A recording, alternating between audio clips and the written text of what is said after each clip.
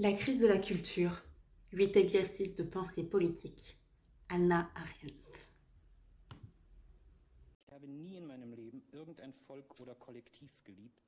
weder das Deutsche noch das Französische noch das Amerikanische, noch etwa die Arbeiterklasse oder was es sonst so noch gibt. Chapitre 2. Le concept d'histoire antique et moderne. Épilogue. Aujourd'hui, la manière kantienne et hegelienne de se réconcilier avec la réalité par la compréhension du sens le plus intime du processus historique en son entier paraît être tout autant réfutée par notre expérience que la tentative simultanée du pragmatisme et de l'utilitarisme de faire l'histoire, et d'imposer à la réalité la signification et la loi préconçue de l'homme. Tandis que l'embarras, pendant toute l'époque moderne, a eu en général son commencement dans les sciences de la nature et était la conséquence de l'expérience acquise dans l'effort pour connaître l'univers, cette fois, la réfutation vient simultanément des champs physiques et politiques. L'ennuyeux est que presque chaque axiome semble se prêter à des déductions cohérentes, et cela dans une mesure telle que tout se passe comme si les hommes étaient en état de démontrer presque toutes les hypothèses qu'ils ont pu choisir d'adopter, non seulement dans le champ des constructions purement mentales, comme les diverses interprétations totales de l'histoire, qui sont toutes également bien corroborées par les faits, mais aussi bien dans les sciences de la nature.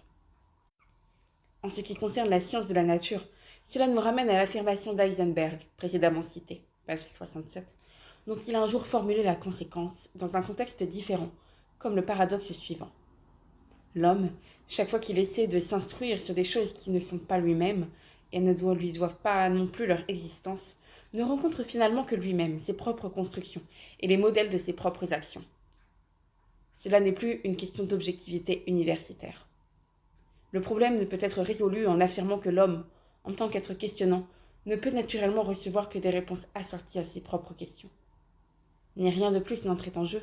alors nous nous contenterions de constater que des questions différentes posées à un seul et même événement physique révèlent des aspects différents, mais objectivement également vrais du même phénomène, tout comme la table autour de laquelle on prit place plusieurs personnes est vue par chacune d'elles sous un aspect différent, sans cesser par là d'être l'objet commun à tous. On pourrait même imaginer qu'une théorie des théories, comme la vieille Mathesis universalis, puisse par la suite être en mesure de déterminer combien de questions telles sont possibles ou combien de différents types de lois naturelles peuvent être appliquées au même univers sans contradiction. La chose deviendrait un peu plus sérieuse s'il se révélait qu'il n'existe aucune question qui ne conduise à un jeu cohérent de réponses, problème que nous avons mentionné plus tôt quand nous discutions de la distinction entre modèle, pattern et signification. Dans ce cas, la distinction même entre questions significatives et questions dépourvues de sens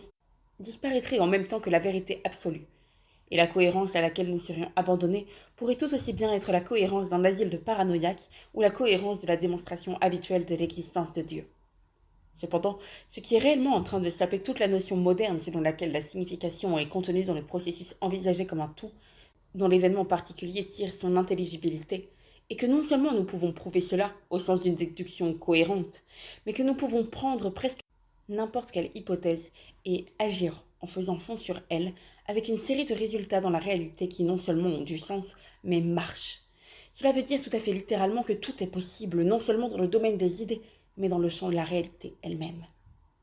Dans mes travaux sur le totalitarisme, j'ai tenté de montrer que le phénomène totalitaire, avec ses traits anti-utilitaires frappants et son étrange dédain pour les faits, est basé en dernière analyse sur la conviction que tout est possible,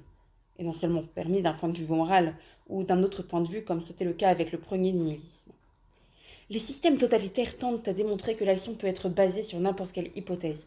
et que dans le cours d'une action conduite de manière cohérente, l'hypothèse particulière deviendra vraie, deviendra réelle, d'une réalité de fait. Le postulat sous-jacent à l'action cohérente peut être aussi faux qu'on voudra. Il finira toujours par produire des faits qui sont alors objectivement vrais. Ce qui originellement n'était rien de plus qu'une hypothèse que devait prouver ou réfuter des faits réels, se transformera toujours dans le cours de l'action cohérente en un fait toujours irréfutable.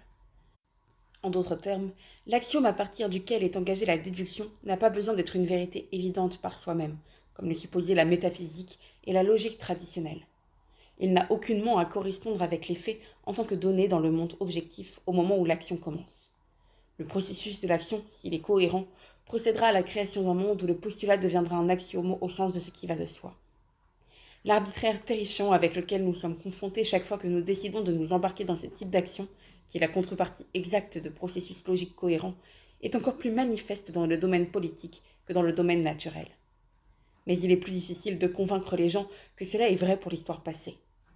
L'historien, en considérant rétrospectivement le processus historique, a été tellement habitué à découvrir une signification objective, indépendante des buts et de la conscience des acteurs, qu'il est susceptible de négliger ce qui s'est réellement produit dans son effort pour discerner un sens objectif.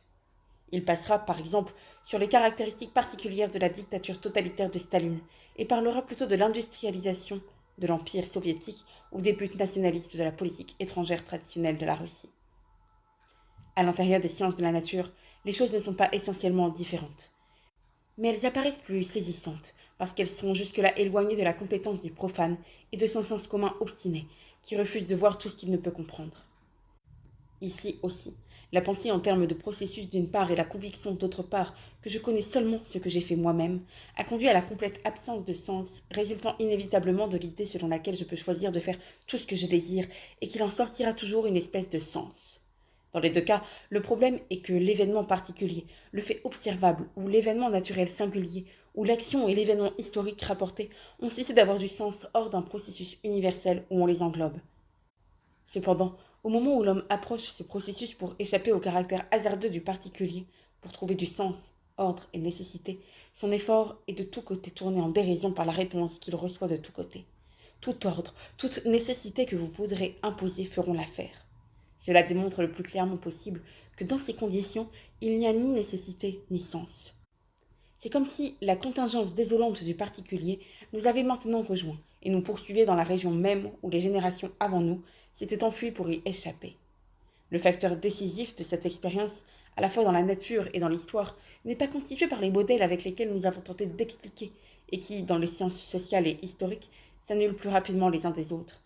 parce qu'ils peuvent tous faire l'objet d'une démonstration cohérente, qu'ils le font dans les sciences de la nature, où les choses sont plus complexes, et pour cette raison technique, moins ouvertes à l'arbitraire divagance d'opinions irresponsables. Ces opinions, certes, ont une source complètement différente, mais sont susceptibles d'obscurcir la question très importante de la contingence à laquelle nous sommes partout confrontés aujourd'hui. Ce qui est décisif est que notre technologie, que personne ne peut accuser de ne pas fonctionner, est basée sur ces principes, et que nos techniques sociales, dont le véritable champ d'expérimentation se trouve dans les pays totalitaires, ont seulement à rattraper un certain retard pour être en mesure de faire pour le monde des relations humaines et des affaires humaines ce qui a déjà été fait pour le monde des objets produits par l'homme. L'époque moderne, avec son aliénation du monde croissante, a conduit à une situation où l'homme, où qu'il aille, ne rencontre que lui-même. Tous les processus de la Terre et de l'univers se sont révélés faits par l'homme, réellement ou potentiellement. Ces processus, après avoir dévoré, pour ainsi dire, l'objectivité solide du donné, ont fini par retirer son sens au processus unique total qui était à l'origine conçu pour leur donner sens et par agir d'une certaine manière comme l'espace-temps éternel dans lequel ils pouvaient tous s'écouler et ainsi être délivrés de leurs conflits mutuels et de leur incompatibilité.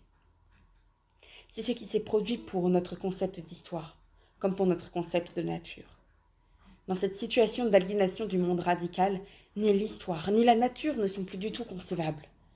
Cette double disparition du monde, la disparition de la nature et celle de l'artifice humain au sens le plus large, qui inclurait toute l'histoire, a laissé derrière elle une société d'hommes qui, privés d'un monde commun qui les relierait et les séparerait en même temps, vivent dans une séparation et un isolement sans espoir, ou bien sont pressés ensemble en une masse. Car une société de masse n'est rien de plus que cette espèce de vie organisée, qui s'établit automatiquement parmi les êtres humains quand ceux-ci conservent des rapports entre eux, mais ont perdu le monde, autrefois commun à tous.